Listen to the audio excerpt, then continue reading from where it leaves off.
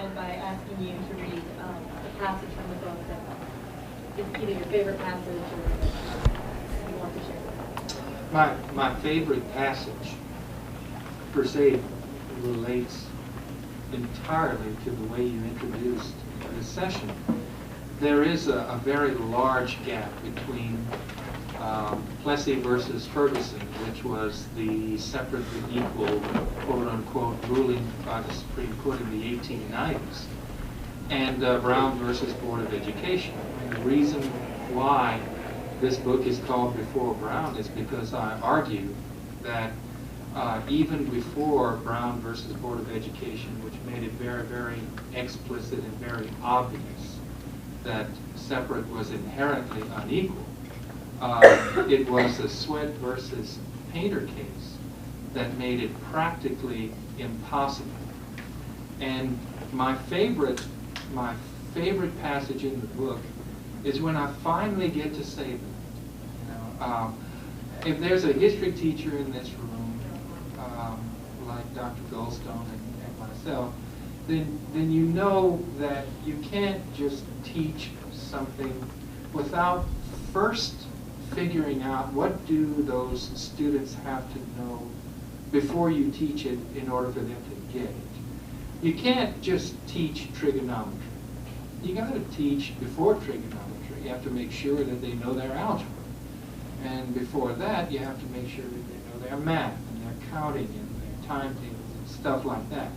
Well, I did that with Brown versus Board of Education, and what kept coming over and over and over again is Sweat versus Painter.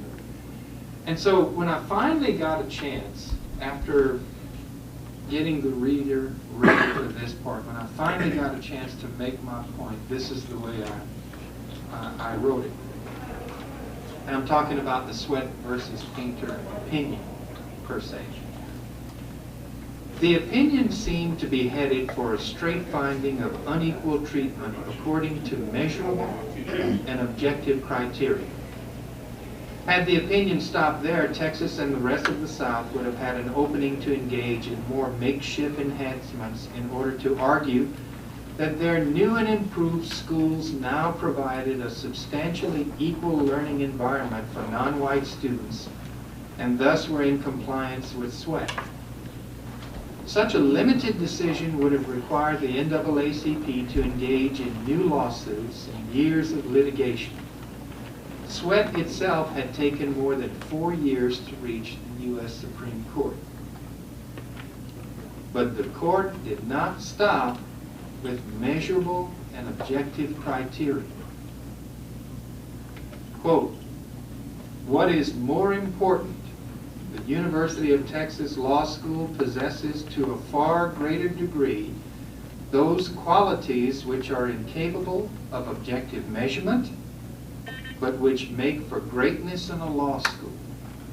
Such qualities, to name but a few, include the reputation of the faculty, experience of the administration, position and influence of the faculty, standing in the community, traditions, and prestige." What was the material difference between isolation from individuals and institutions and enforced segregation? Moreover, a law student could be exposed to the interplay of ideas and exchange of views only under one condition: a racially integrated setting. Racially, Texas wanted to separate Heman Sweat from 85% of the population of the state and all but 2 to 3 dozen of the thousands of lawyers and judges in the state. As the court noted, with such a substantial and significant segment of society excluded, we cannot conclude that the education offered the petitioner is substantially equal to that which he would receive if admitted to the University of Texas Law School. And after this language, legally enforced racial segregation became a practical impossibility. It didn't stop the southern states from trying, but it became a practical impossibility because there was no real difference between training a professional in the law equally and excluding him from all but 24 lawyers in the state of Texas. And that's why I wrote this book. Because it is, in my estimation, the unsung case of the American civil rights movement. And Heman Marion Sweat is the unsung hero of the civil rights movement. And it was my experience that even at the University of Texas, where this all originated in room 1 in the registrar's office, nobody knew who this guy was.